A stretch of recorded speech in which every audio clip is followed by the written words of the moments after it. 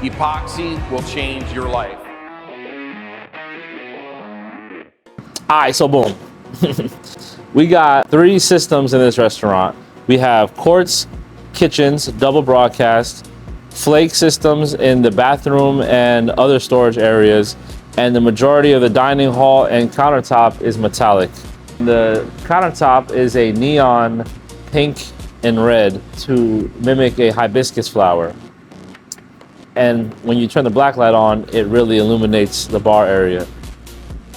The floor is metallic aqua to be like a tropical ocean vibe. We put it down at about 35 square feet a gallon. This is about 2,500 square feet over tile. And the tile was real bad, uneven, jagged.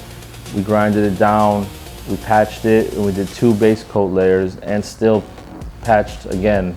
So, you know, it was a process to get it to where it's at now. And today we just dropped about 26 kits on this floor. And it looks great. I think it looks like the ocean.